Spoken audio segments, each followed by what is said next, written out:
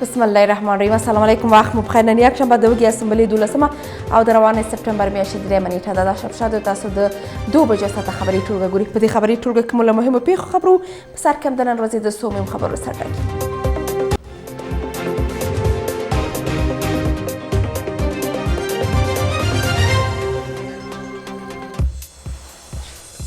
د افغانستان په اړه د سیمې هیوادونو اندېښنې بې ځایه دي.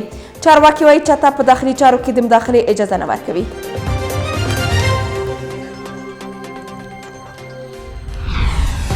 د دوه اړخیزه همکاریو پر پیاوړتیا یې ټینګار کړی. محمد یعقوب مجاهد د ترکیې له سفیر سره پر متقابلو اړیکو وغږېدلی.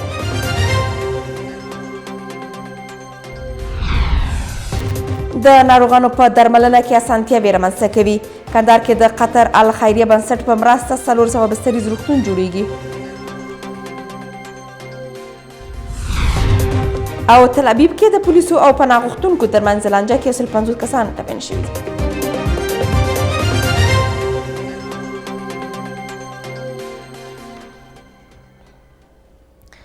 اوس هم ښه راغلاست بشپړ خبرونو ته. د ریاست الوزرا اقتصادي مرستیال ملا عبدالغني برادر په کابل کې د ایران له شارزفیار حسن قاظمي قومي سره کتلې دي. په دې کتنه کې پر سیاسي او اقتصادي مسایلو او همدارنګه بیلابیلو برخو کې پر دوه اړخیزو همکاریو خبرې شوې دي. ملا برادر په دې کتنه کې ویلي چې افغانستان د هیڅ هیواد په کورنیو چارو کې لاسوهنه نه کوي او نه بل چاته د حق ورکوي چې په کورنیو چارو کې څوک مداخله وکړي. نوموړي اضافه کړې چې له لسیزو جګړو وروسته په افغانستان کې واحد نظام رامنځته شوی او د سیمې په ځانګړي ډول له ګاونډي هیوادونو سره سیاسي او اقتصادي اړیکې پراخې شوې دي. د برادر په خبره پکار ده چې د یادو اړیکو د لا پیاوړتیا کېدو په موخه ایران او نور ګاونډي هیوادونو اساسي ګامونه واخلي او بل چاته دا فرصت په لاس ورنه کړي چې دغو اړیکو ته زیان ورسوي. حسن قاظمي قومي بیا ویلي چې ایران د تاریخ په اوږدو کې د افغانستان ښه ګاونډی پاتې شوی او د دواړو هیوادونو د سیاسي او اقتصادي ګټو د خوندي کولو لپاره هر وخت هڅې کړې دي. نوموړي زیاته کړې چې تهران لیوال دی چې له افغانستان سره پر اقتصادي کرنیزو او صنعتي برخو سربیره د ریل پټلۍ شبکو غځولو کې هم همکاري وکړي.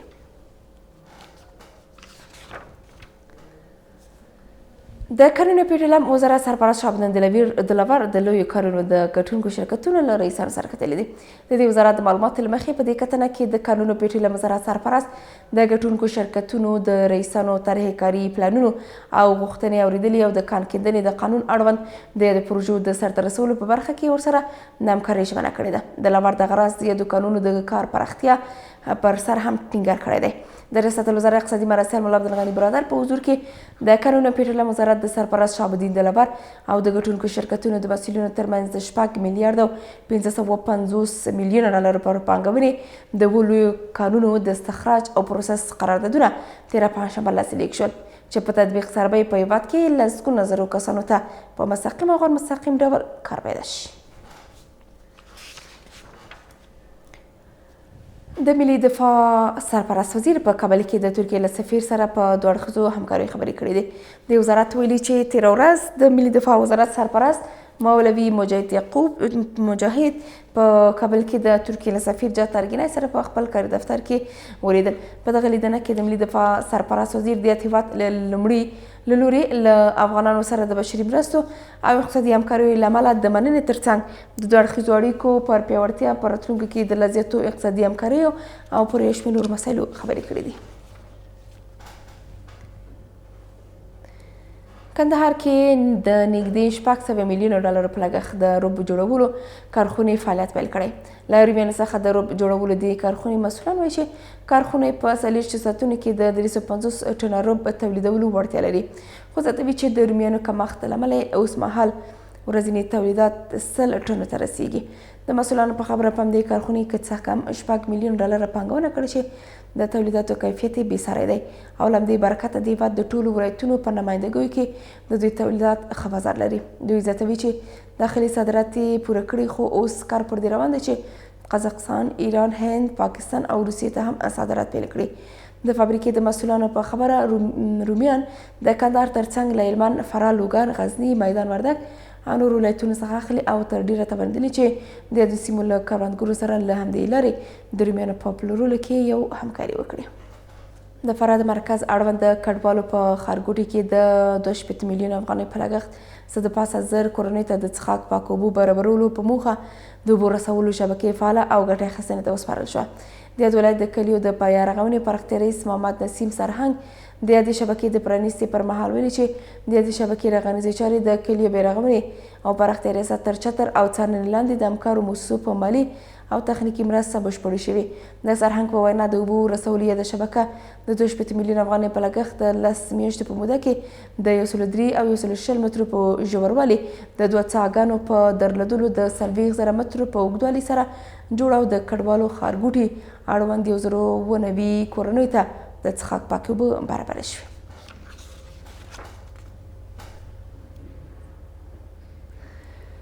په بدخشان کې د افغانستان او تاجکستان ترمنځ د ځینو ولسوالیو پلونه او ترانزیتي لارې پرانیستل شوي دي. د بدخشان د اطلاعات او فرهنګ رئیس معزالدین احمدي رسنیو ته ویلي چې د لارې په اشکاشم، شغنان، نسی، میامي او خواهان ولسوالیو کې پرانیستل شوي او د پولې دواړو غاړو ته میشت خلک کولی شي چې دواړو خواوو ته تګ راتګ وکړي.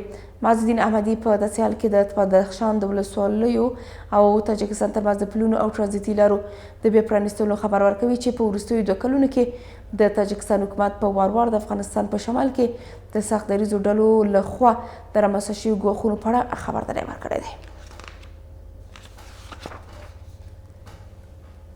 د افغانستان د اوسپنې پټلۍ ادارې مسؤلین وایي چې ډیر ژر به افغانستان د ایران له چابهار بندر سره ونښلول شي. د دې ادارې سرپرست له ایراني چارواکو سره په لیدنې وروسته ویلي چې ټاکل شوی افغانستان ډیر ژر د نیمروز د ملک اوسپنې پټلۍ او د زیدان اورګاډي پټلۍ له لارې د ایران چابهار بندر سره ونښلول شي. د افغانستان سرپرست حکومت او ایراني چارواکو ترمنځ له تېرې اونۍ راهیسې 2 اړخیزې لیدنې روانې دي. د یادو لیدنو په ترڅ کې د افغانستان په چارو کې د ایران د لارو او ښار جوړونې وزارت ځانګړي استازي میر شفیع ویلي چې حکومت د دغې پروژې د عملي کېدلو لپاره د چابهار، زیدان او پر اورګاډي پټلۍ کار پیل کړی دی. په ورته وخت کې د اقتصادي چارو شنونکي د چابهار، زیدان او نیمروز ملک اورګاډي پروژې د عملي کېدو پر ارزښت ټینګار کوي او وایي چې د دغې پروژې پلي کول کولی شي د افغانستان سوداګري له انحصار څخه خلاصه کړي.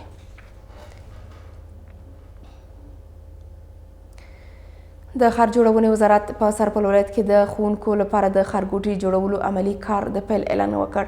د دې وزارت د معلوماتو له مخې دغه ښارګوټي د سرپل ولایت په مرکز کې په 150 جریبه ځمکه کې آبادېږي. تمه ده 301 د استوګنې کورونه، معیاري سړکونه، روغتیايي مرکز، ښوونځی او جومات هم دغه ښارګوټي ته جوړ شي.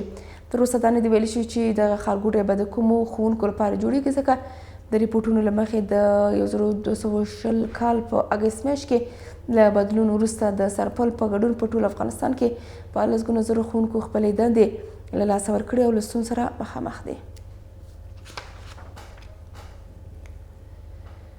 د پاسپورت ریاست وایي چې د پاسپورت د ویش په بهیر کې د کاربلا زیارت کوونکو ته لومړیتوب ورکول کیږي. د ریاست پر خپل ټویټر کې د یوې ویډیو په خپرولو سره ادعا کړې چې دا بهیر دوام لري او هره ورځ لسګونه زیارت کوونکو ته پاسپورتونه ورکول کیږي. دا په داسې حال کې ده چې په افغانستان کې د سرپرست حکومت د 2 کلنې واکمنۍ پر مهال د پاسپورتونو د ویش بهیر له ستونزو سره مخ دی.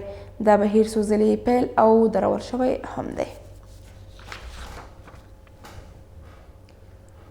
عراقي چارواکي وایي چې لږ تر لږه 13 کسان چې ډېر هغه ایراني زیارت کوونکي دي د پلازمینې بغداد په شمال کې د 2 بسونو د ټکر له امله مړه شوي دي. فرانس پریس خبري اژانس د یو روغتون د چارواکو له قوله خبر ورکړی چې په پیښه کې 14 تنه ایرانیان او 2 تنه افغانان مړه شوي دي. د سرچینې په خبره د پیښې 2 نور قربانیان نه دي پیژندل شوي. د عراق دولتي خبري اژانس اینا د راپور له مخې د پیښه جمعه د شپې د دجیل او سمارا سیمو ترمنځ شوې ده او په ترڅ کې 15 نور کسان هم ټپیان شوي دي. هر کال میلیونونه شیعه زیارت کوونکي چې ډیره برخه ایرانیان دي د اربعین په نوم په مذهبي مراسمو کې د ګډون لپاره کربلا ښار ته ځي. د افغانستان د کرکټ ملي لوبډله به د اسیا کرکټ جام سیالۍ په چوکاټ کې په بي ګروپ کې خپله لومړۍ لوبه له بنګلادیش لوبډلې سره وکړي. د دوی سیالۍ د اوس ماسپښین په 2 بجو د لاهور په قذافي لوبغالي کې ترسره کیږي. د افغانستان د کرکټ د ملي لوبډلې کپتان حشمت الله شهیدي شنبه مازدیګر په یوه خبري کنفرانس کې ویل چې ټیم یې پر خپلو کمزورو برخو کار کړی دی او په پوره چمتووالي سره لوبه پیلوي. نوموړي زیاته کړه چې له بنګلادیش سره یوه لوبلړۍ په دې وروستیو کې وکړه او ترڅنګ یې د لوبې په اړه هر لوبغاړی چمتووالی لري. بنګلادیش او افغانستان په لږ تر لږه 2 کلونو کې 15 وار سره مخ شوي چې افغانستان 3-2 بریاو سره ترې مخکې دی.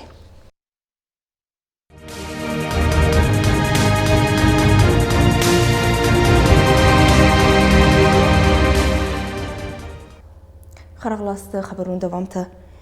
ایراني چارواکو په افغانستان کې د امریکا له لوري د داعش د تمویلېدو ادعا کړې. کابل کې د ایران شاه ظفیر ویلي چې امریکا غواړي په دې کار سره د چین، روسیې او ایران په شمول د منځنۍ اسیا هیوادونو امنیت تهدید کړي. کارپوهان د ایراني چارواکو د اساسه بولي او ټینګار کوي چې د ایران په شمول د سیمې هیوادونه د افغانستان سره د یادې ډلې په له منځه وړلو کې همکاري وکړي.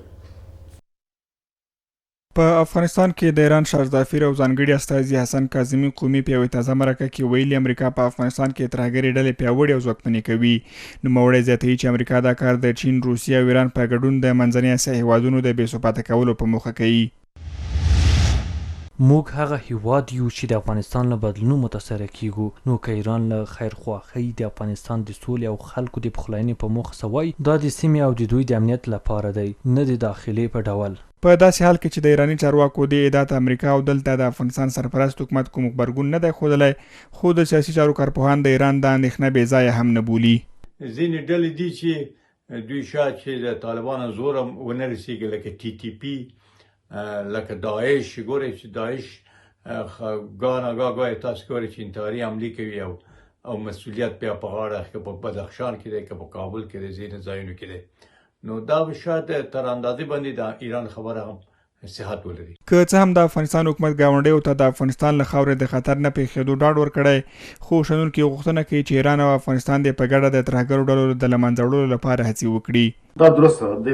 د نور سیاسون هم پوهېږي چې دا واقعیت امریکا په دې هڅه کې ده، علاوه له دې نه چې له بلې خوا طالبانو ته هم مرستې کوي. مګر هم په دې هکله که ایران وکړی سي او کره شواهد او اسناد وړاندې کړي، تر هغه مستند نړیوالو ته مشترکاً امارت اسلامي او په همکاري د ایران دا غږ پورته کړي، تر څو د دې پروژې مخنیوی وشي، ځکه دا غمیزه په ټوله سیمه باندې خصوصا په ګاونډیانو باندې هم اثر لري او دا مشترک باندې ته کار وشي، پروګرام جوړ شي او ایران باید په دې هکله د امارت اسلامي سره مرسته هم وکړي. د ایران سفیر او ځانګړي استازي پر دې سربیره په یادو څرګندونو کې په افغانستان کې د ټولګډون حکومت د جوړېدو غوښتنه هم کړې، خو حکومت دا کورنۍ مسله بولي او له نورو هیوادونو یې په کې د مداخلې نه کولو غوښتنه کړې. سرپرست حکومت د نړیوال بانک وروستی راپور ستایلی دی. د بانک په خپل راپور کې د افغانستان اقتصادي پرمختګ ترڅنګ د انفلاسیون کمښت خبر هم ورکړی دی. راپور کې راغلی چې مامورینو ته په وخت امتیازات ورکړل شوي او د افغاني ثبات د نورو پولي واحدونو پر وړاندې بېساری ایزه شوی. نړیوال بانک د افغانستان اقتصاد د ودې په حال کې بللی. د بانک په خپل وروستي راپور کې خبر ورکړی چې د پیسو انفلاسیون د پخوا په پرتله نور هم کم شوی او اقتصادي ثبات د ودې په حال کې دی. راپور کې راغلی چې افغاني ارزښت د نورو اسعارو پر وړاندې څو برابره زیات شوی دی. د روان کال پیل څخه د اګست تر 24 نیټې پورې د افغاني ارزښت د نورو اسعارو پر وړاندې زیات شوی. روان کال د بانک څخه د پیسو ترلاسه کولو کچه له 10,000 افغانیو څخه تر 50,000 افغانیو لاړه شوه، خو اوس هم ځینې محدودیتونه شته. سلګونه ښځینه او نارینه کارکوونکو سره د ټلیفون له لارې مرکې شوي او نږدې ټولو د 2023 کال په جولای میاشت کې خپل معاشونه ترلاسه کړي. تیر کال لومړیو 5 میاشتو په پرتله عواید 8 سلنه زیات شوي. نړیوال بانک داسې مهال افغانستان اقتصادي ودې په اړه راپور خپروي چې په کور دننه او نړیوال مارکیټ کې د ډالرو پاکستاني کلدارو پر وړاندې د افغاني ارزښت څو برابره زیات شوی. د رئیس الوزرا اقتصادي معاونیت د نړیوال بانک وروستي راپور ریښتینی بللی او دا یې د روان اقتصادي بهیر اصلي انځور یاد کړی. د نړیوال بانک له لوري د افغانستان اقتصاد په اړه وروستی راپور ستایو چې د انفلاسیون کچې ټیټېدو، کور دننه خوراکي توکو تولید زیاتوالی، بهرني اسعارو پر وړاندې د افغاني ارزښت لوړېدل او د کاري فرصتونو زیاتوالی پکې یاد شوي دي. دا راپور د پرمختګونو عیني واقعیت دی چې د بانک وړاندې کړی. اقتصادي معاونیت دغه راز د راپور ستاینې ترڅنګ له نړیوال بانک غوښتنه کړې چې په افغانستان کې د دوی له لوري تمویلېدونکي پروژې بیرته له سره پیل کړي. ټول نړیوال سازمانونه د نړۍ ته د افغانستان روان پرمختګونه په سمه توګه وړاندې کړي. اسلامي امارت له نړیوال بانک څخه غواړي هغه پروژې چې د بانک له لوري تمویلېږي او اوس یې کارونه نیمګړي دي بیرته پیل کړي. نړیوال بانک په خپل راپور کې هم یادونه کړې چې د غیر رسمي معلوماتو له مخې جنوري څخه تر جولای میاشتې پورې د صادراتو کچه 0.19 میلیارډ افغانۍ وه چې تیر کال په پرتله 9 سلنه زیات شوې چې ډیری ایران، پاکستان، چین او هند ته شوي دي. اسلامي همکاري سازمان وایي چې اسلامي هیوادونه په افغانستان کې دایمي ثبات غواړي او په دې هیواد کې د جګړې پلوي نه کوي. کابل ته د دې سازمان راغلي پلاوي له حکومتي چارواکو سره په کتنه کې ویلي چې سرپرست حکومت د ترهګرو ډلو پر وړاندې جدي مبارزه کړې. په همدې حال کې د ریاست الوزرا سیاسي مراسل ویلي چې افغانستان د مرکزي حکومت په لرلو سره د سیمې او نړۍ له هیوادونو سره پر مثبت تعامل ولاړې اړیکې غواړي. ریاست الوزرا سیاسي مرستیال د اسلامي همکاریو سازمان د علماو له پلاوي سره په سپیدار مړی کې لیدلي دي. ارګوای په دې کتنه کې یاد پلاو غړو ویلي چې اسلامي هیوادونه په افغانستان کې د جګړې پلوي نه دي. دوی د غراز په افغانستان کې د داعش پر وړاندې د سرپرست حکومت مبارزه هم ستایلې ده. اسلامي نړۍ د افغانستان تلپاتې ثبات غواړي او د جګړې پلوي نه ده. په افغانستان کې داعش پر وړاندې د اسلامي امارت مبارزه بېسارې او اغېزناکه ده او پر دغو پرمختګونو باید نړۍ اعتراف وکړي.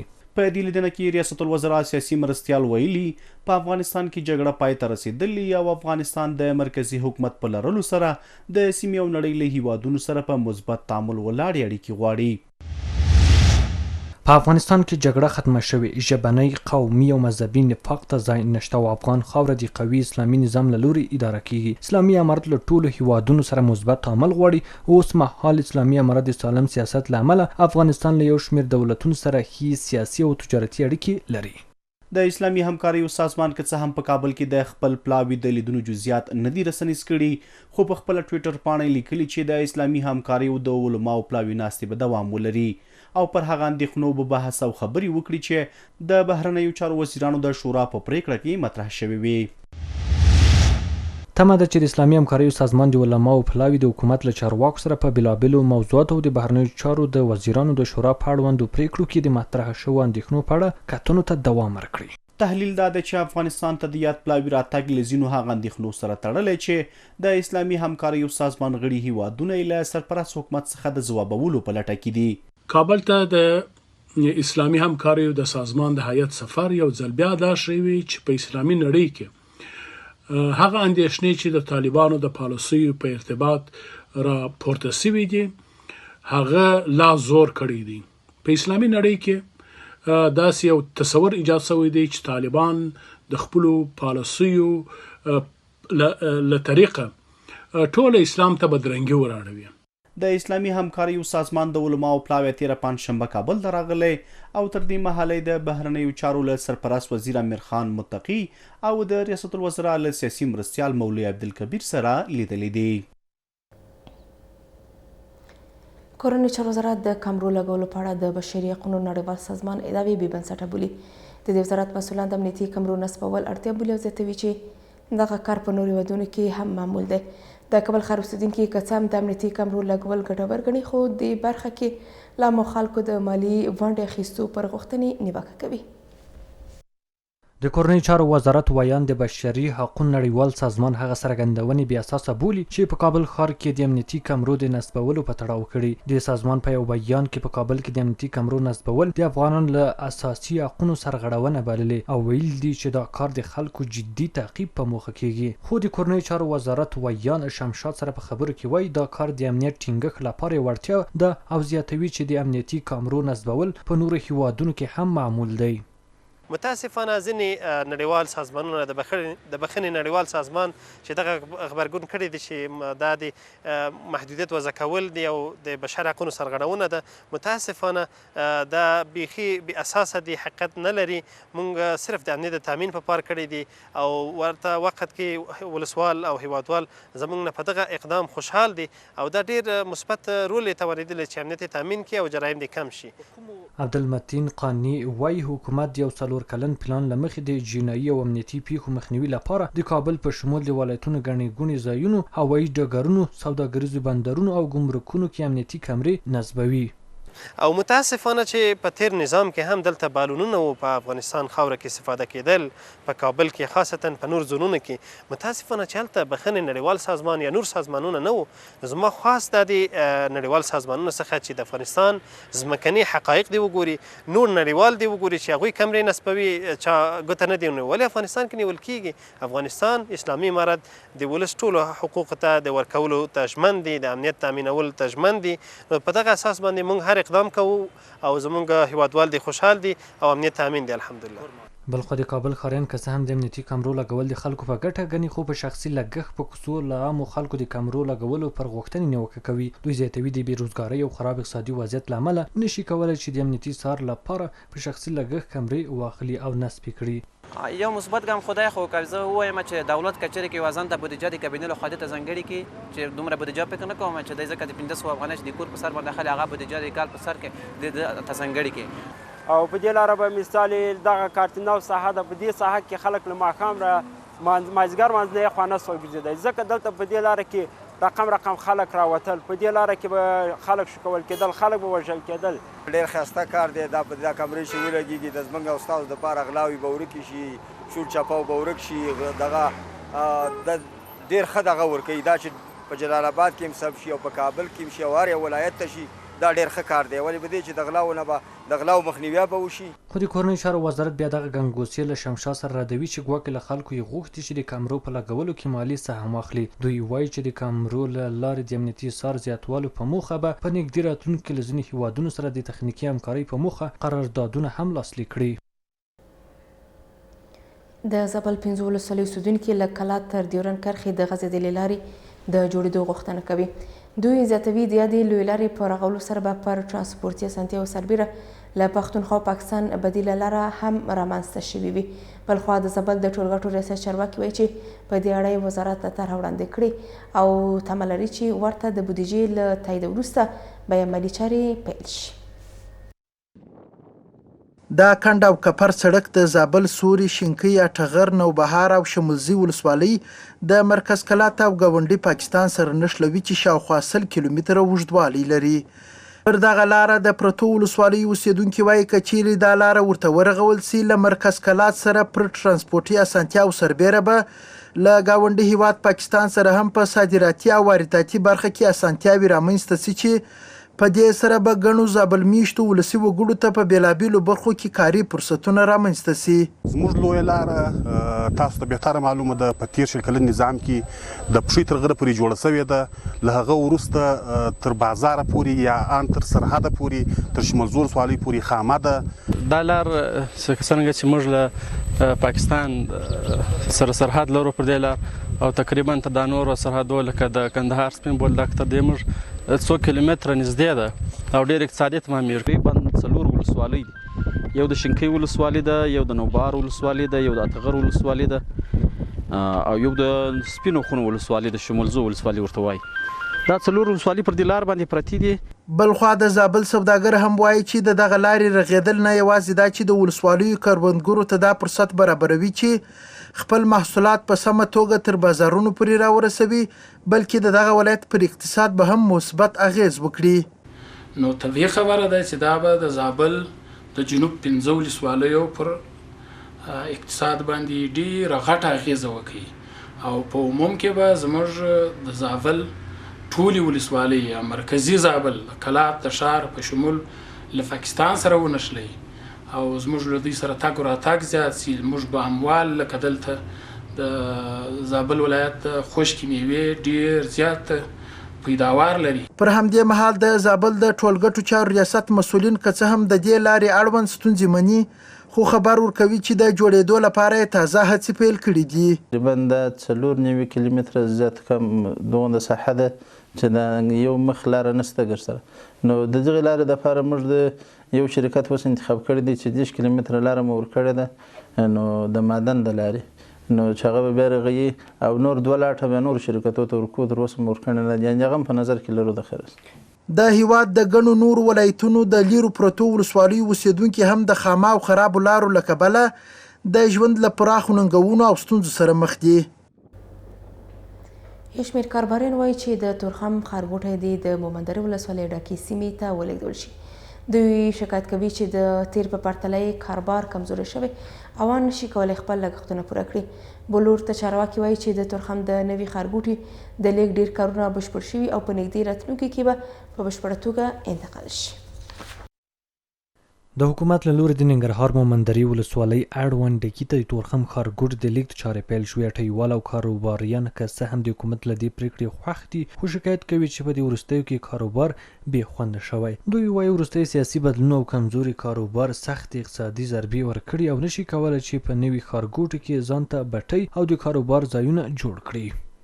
اما دا خبره باید چې پکې وشي چې هلته دا انتقال شي، نو ستره خبره دا ده چې باید چې هلته داسې یو زمینه برابره کړي دولت موږ ته چې ځای مسؤلیت او حساب کتاب چې ټول کوم دی هغه خرچه او دولت ومني. د څومره مصارف دي لکه د بټۍ د دوکانونو چې دا دولت په خپله غاړه والي او بیا جوړ ځایونه انشاءالله دې خلکو ته دغه دا خلک داسې اندازې کې ځپېدلي دي چې هم کرونا ځپولي دي، هم د بېروزګارۍ د خوا نه دا خلک ډېر ځپېدلي دي.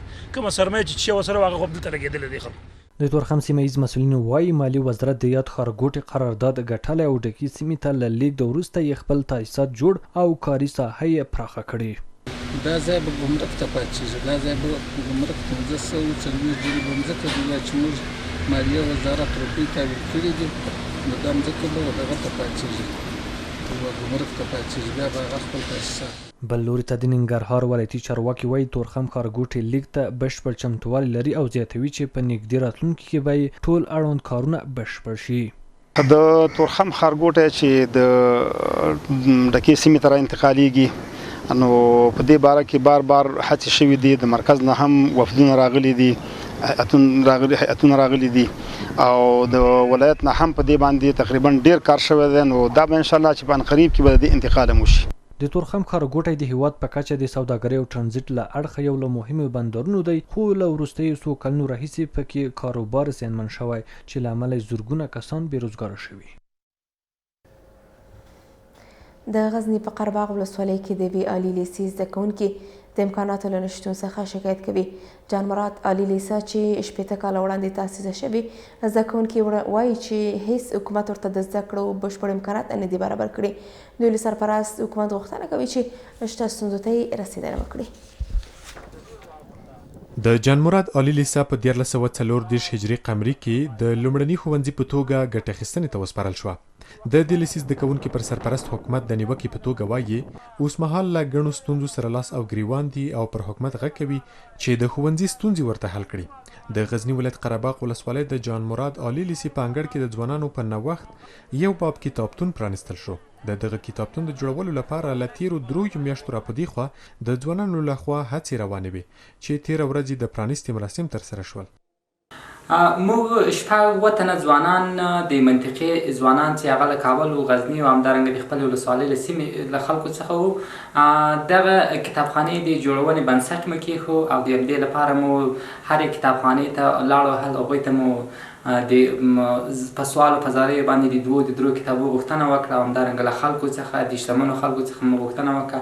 یعنې په ټوله کې موږ هره دروازه وټکوله تر څو یو څو پیسې مالي لګښت لپاره یو څو پیسې راټولې کړو او کتابتون جوړ کړو. د دغه کتابتون بنسټ ایښودونکي ځوانان وایي چې د دې کتابتون د جوړولو لپاره یې له ډېرو ولایتونو څخه زرګونه ټوکه کتابونه راټول کړي او هڅه یې دا ده چې دا کتابتون د کتابونو په برخه کې لا غني کړي.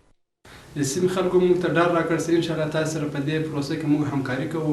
موږ کتابونه اوس هم کتابتون تکمیل نه ده، خو ولې موږ نه پرېږدو چې خپل المارۍ دندانې خالي پاتې شي. موږ غواړو چې دا دندانې پوره کړو، نو د دې مرسته همکاري دوی موږ ته ډاډ راکړي. موږ له تاسو سره مرسته په دې پړاو کې کوو.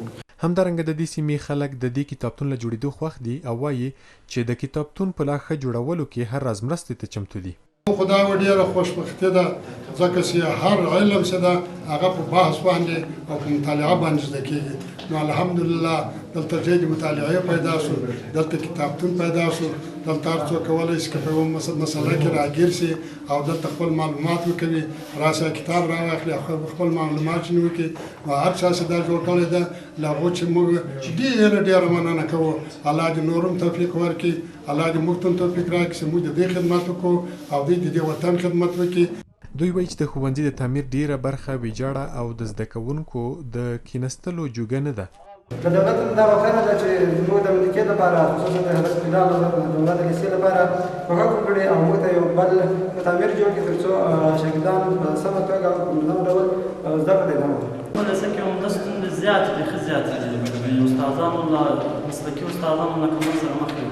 د کتابونو نه کمښت سره مخ یو، تعمیر کې په بیا رغونه کې مو کمښت سره موږ نه یو مقصد او داسې نور زیات چوکۍ فرشونه او داسې عملي کارونه د کیمیا او فزیک د کولو عملي کارونو د سرته رسولو لپاره موږ هېڅ شی نه لرو. د دې ښوونځي مدیر له حکومت او هغو خلکو چې اقتصادي وضعیت یې ښه دی غوښتنه کوي چې د دې ښوونځي د ویجاړو شویو برخو په بیا جوړولو کې له دوی سره مرسته وکړي. په خوست کې د بهرنیو ځواکونو هوایي برید کې زیانمنه کورنۍ لا هم د عدالت په تمه ده. د دې کورنۍ غړي وایي 14 کاله وړاندې هغې د هوایي برید پر مهال مور او ورور له لاسه ورکړي خو لا هم عدالت نه دی ورسره شوی. دوی له نړیوالو قضایي ارګانونو غوښتنه کوي چې د ورته هوایي بریدونو قرباني بېګناه افغانانو غږ دې واوري. له افغانستانه د بهرنیو ځواکونو د وتو 2 کاله پوره کیږي خو لا هم له ځینو کورنیو سره د یادو ځواکونو له لوري د هوایي برید خاطرې په ذهنونو کې دي. ګلاب ګل چې د خوست ندرشاکوټ ولسوالۍ اوسیدونکی دی وایي شاوخوا 14 کاله وړاندې د بهرنیو ځواکونو د یو هوایي برید پر مهال خپله مور او کوچنی ورور داسې مهال شهیدان شول چې په خپله سیمه کې د سون لرګیو په راټولولو بوخت وو. غره ته چې وختې و ته بجې څه به وي چې بنګانو روغلی دغه ښځو خاخه کړه کیش چې کله ګرځېدې په دا منځ کې چې یوازې یې کیز رکې شو د کلي څنګ ته راورسېدې دا جټ راورسېدې دغه بمبار وکړه وویشتلې چې ورغلمه به چې یوه میر یو ورور دا میک ته راوویشته راخاته مې کړه. نوموړی وایي د ژوند ډېرې سختې ګاللې خو له هغه راوروسته چې مور او کوچنی ورور یې د بهرنیو ځواکونو د هوایي بمبار له امله له لاسه ورکړل او خپله پکې ټپي شو د ژوند دا پیټه یې درون او ان 14 کاله وروسته یې هم دغه توره ورځ رڼا نه شوه. د ګلاب ګل په خبره هیچا یې هم ورسره د شوې بې عدالتۍ پاڼه نه ده اړولې. ځکه چې اوس خدار نه ده چې میته یا میر راوګرځي یا ورور په دانه راوګرځي خو چې څه واس وي څه کوماک وي چې چا کار میږي غوړي غوښتنه خدا غوښتنه ده چې نم کې ټیپ پټې دي نم کری نشته نم چتی نشته نم په کری کې داړه شته هیڅ شی نشته. اخوا د سیمې اوسیدونکي وایي د بهرنیو ځواکونو په ورته بمباریو کې ګڼ داسې بېګناه خلک وژل شوي چې اوس د کورونو سرپرستۍ لپاره څوک نه لري. دوی وایي هیڅ چا د یادو مظلومو خلکو د حق پوښتنه نه ده کړې.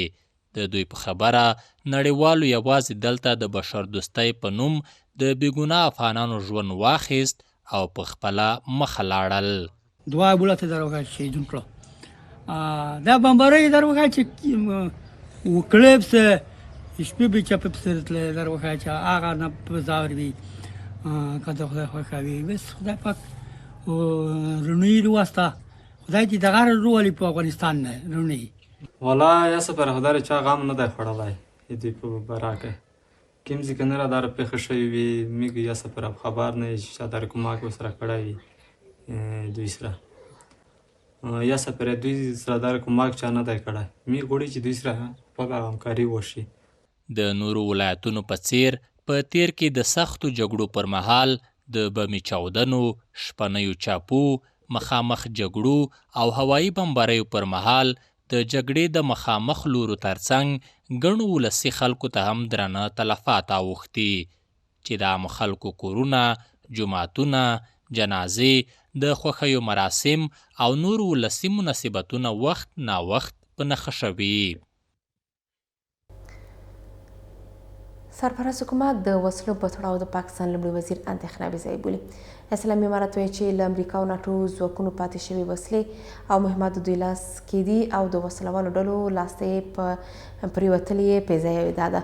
د پاکستان سرپرست لومړي وزیر ادعا کړې چې یادې وسلې او مهمات په سیمه کې د فعاله وسلوالو ډلو لاسته پرېوتي او د دوی محاربوي توان یې زیات کړی دی. د امریکا او ناټو ځواکونو له وتلو وروسته په افغانستان کې د 2 میلیارده ډالرو په ارزښت وسلې او تجهیزات پاتې شول چې دې چارې د سیمې او ګاونډ ځینې هیوادونه حساس کړي او وخت نا وخت د وسلوالو ډلو لاسته د یادو وسلو د لوېدلو په اړه اندېښنې څرګندوي. تازه د پاکستان د موقت حکومت لومړی وزیر انور الحق کاکړ ادعا کړې چې په افغانستان کې پاتې دغه مهمات د وسلوالو ډلو لاسته لوېدلي او د یادو ډلو توان یې لوړ کړی. کاکړ دغه راز تور پورې کړی چې وسله والې ډلې دغه وسلې او تجهیزات د پاکستان او منځنۍ اسیا هیوادونو په ګډون د یو شمېر نورو هیوادونو د امنیت ننګونې او بې ثباتۍ لپاره کاروي.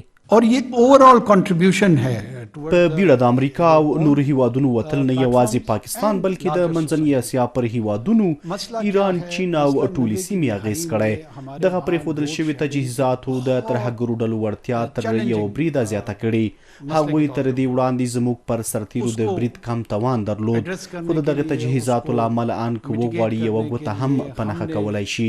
خو د افغانستان سرپرست حکومت په دې تړاو د پاکستان سرپرست لومړي وزیر څرګندونې ردوي او د وسله والو ډلو لاسته د لویدیځ پاتې شویو وسلو لیدو په تړاو ادعاوې بې بنسټه ګڼي. مسؤلان وایي دغه تجهیزات له سرپرست حکومت سره خوندي دي او هیڅ چاته اجازه نه ورکوي چې د نورو هیوادونو د امنیت او ثبات د خرابولو په موخه یې وکاروي. اوس خو هر څه کنټرول په افغانستان کې یو مسؤل نظام د ټولې وسلې ډیپو سوي دي، چاته د امکان نشته لاسرسی ولري وسلو ته، نو دغسې دا موږ ردو. البته نورو هیوادونو باید خپل هیوادونو کې د امنیت په ټینګولو باندې تمرکز وکړي او خپل ستونزې په خپله دننه حل کړي. شنونکي وایي دا چې دا مهال د پاکستان حکومت د امنیت په ټینګښت کې پاتې راغلی، نو اوس غواړي د ورته بې ځایه څرګندونو او تورونو له لارې د خپلې ناتوانۍ بار پر نور واچوي او په دې توګه له مسؤلیته ځان خلاص کړي. د دوی په باور د پاکستان په ډیرو سیمو کې په آزادانه توګه د وسلو کاروبار کیږي او له همدې کبله که پاکستان غواړي خپلې کورنۍ امنیتي ستونزې حل کړي، لومړی باید د وسلو د خرڅلاو یاد مرکزونه بند کړي. TTP یا دیگر شبکه‌هایی که علیه حکومت پاکستان می‌جنگد قبل از اینکه طالبان حکومت در افغانستان بگیرن هم مسلح بودن، تجهیزات داشتن، سلاح داشتن، علیه حکومت پاکستان می‌جنگیدن.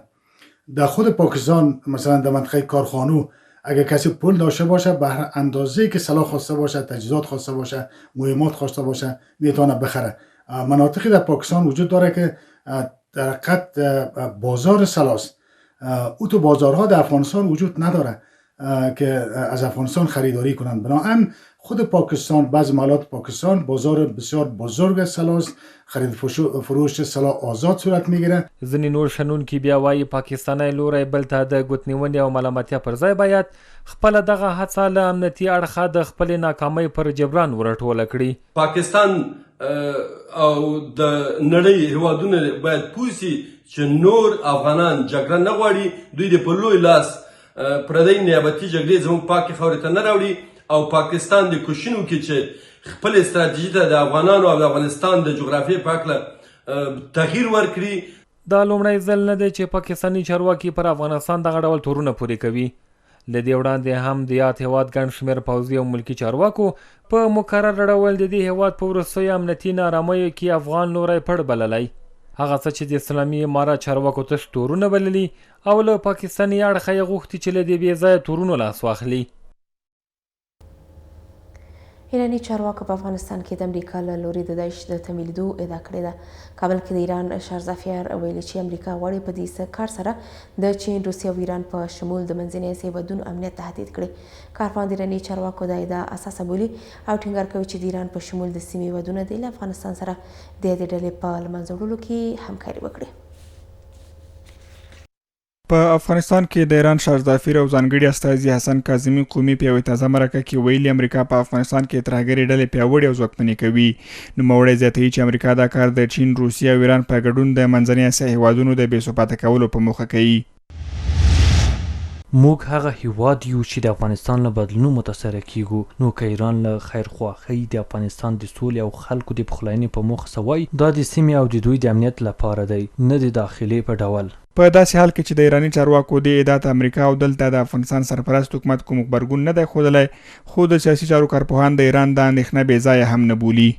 ځینې ډلې دي چې دوی شاید چې د طالبانو زور هم ونه رسېږي، لکه TTP، لکه داعش. ګورئ چې داعش ګاه تاسو ګورئ چې انتحاري حملې کوي او مسؤلیت بیا په غاړه که په بدخشان کې دی که په کابل کې دی، ځینې ځایونو کې دی.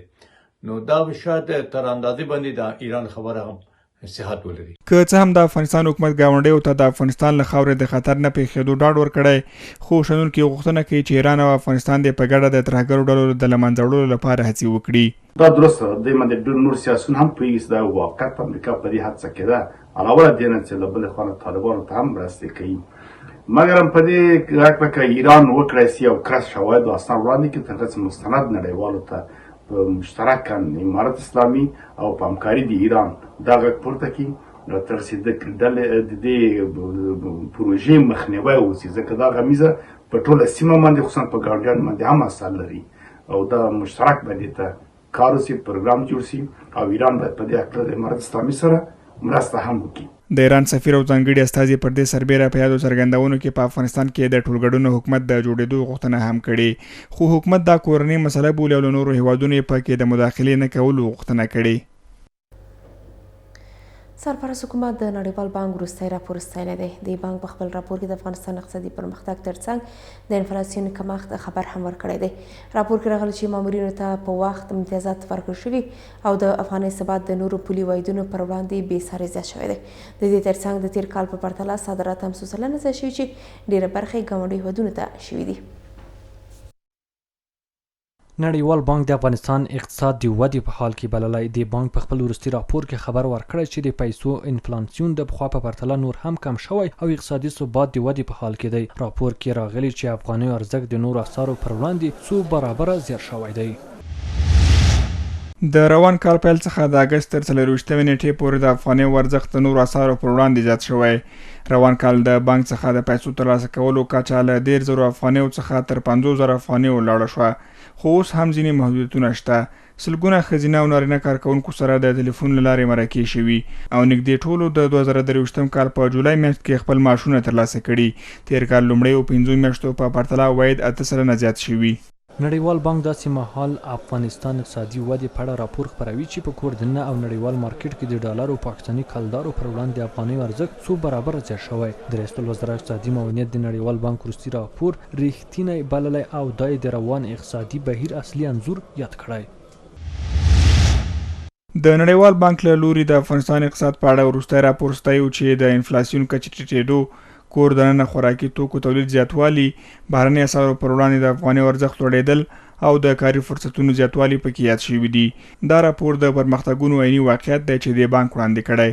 اقتصادي معاونیت دغه راز د راپور ستاینې ترڅنګ له نړیوال بانک غوښتنه کړې چې په افغانستان کې د دوی له لوري تمویلیدونکي پروژې بیرته له سره پیل کړي. ټول نړیوال سازمانونه د نړۍ ته د افغانستان روان پرمختګونه په سمه توګه وړاندې کړي. اسلامي امارت له نړیوال بانک څخه غواړي هغه پروژې چې د بانک له لوري تمویلیږي او اوس یې کارونه نیمګړي دي بیرته پیل کړي. نړیوال بانک په خپل راپور کې هم یادونه کړې چې د غیر رسمي معلوماتو له مخې جنوري څخه تر جولای میاشتې پورې د صادراتو کچه 0.19 میلیارډ افغانۍ وه چې تیر کال په پرتله 9 سلنه زیات شوې چې ډیری ایران، پاکستان، چین او هند ته شوي دي. اسلامي همکارۍ سازمان وایي چې اسلامي هیوادونه په افغانستان کې دایمي ثبات غواړي او په دې هیواد کې د جګړې پلوي نه کوي.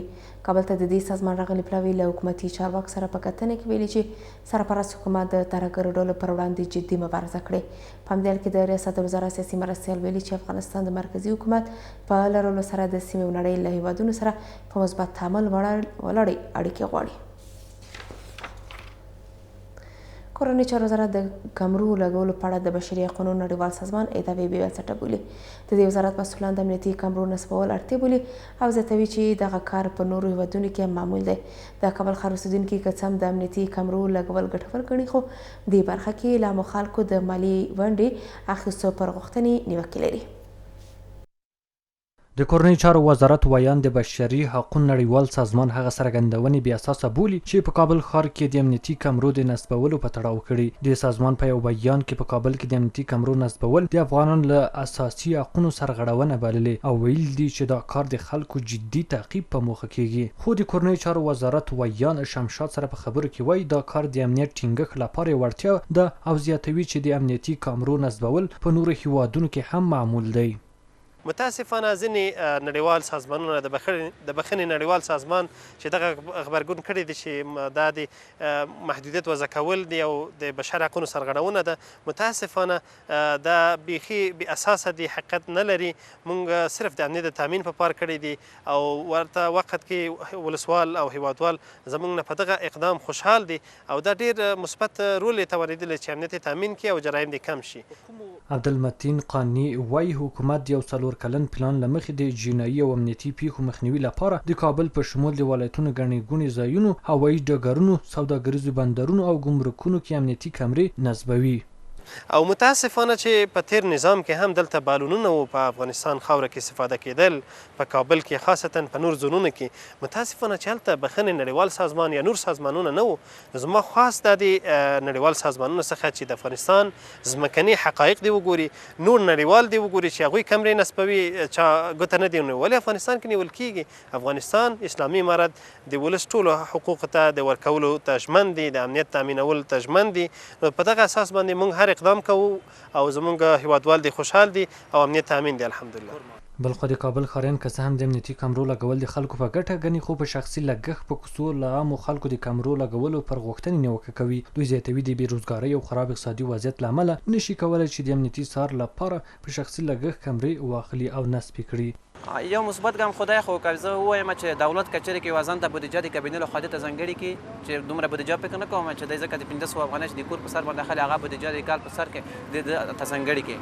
او په دې لاره به مثال دغه کارتیناو ساحه ده، په دې ساحه کې خلک له ماښام را مازدیګر منځ خوا نه سوی ګرځېدی، ځکه دلته په دې لاره کې رقم خلک راوتل، په دې لاره کې به خلک شکول کېدل، خلک به وژل کېدل.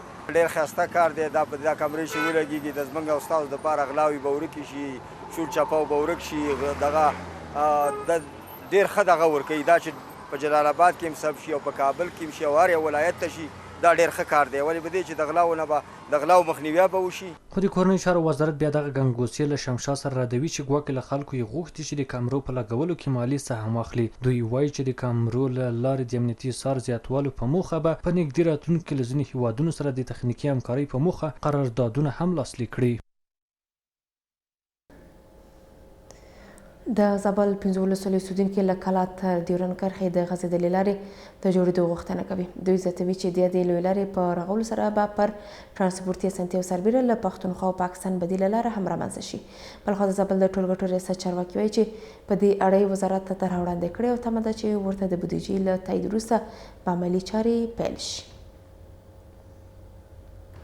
یو شمېر کاروباریان وایي چې د تورخم ښارګوټی دی د مومندرې ولسوالۍ ډګې سیمې ته ولېږدول شي. دوی شکایت کوي چې د تیر کال په پرتله یې کاروبار کمزوری شوی او نشي کولی خپل لګښتونه پوره کړي. بل لور ته چارواکي وایي چې د تورخم د نوي ښارګوټي د لیږد ډېر کارونه بشپړ شوي او په نږدې راتلونکي کې به په بشپړه توګه انتقال شي. په همدې سره مو خبرې ټولګه پای ته رسېږي. له مننه، پاتې ورځ مو هم نیکمرغه.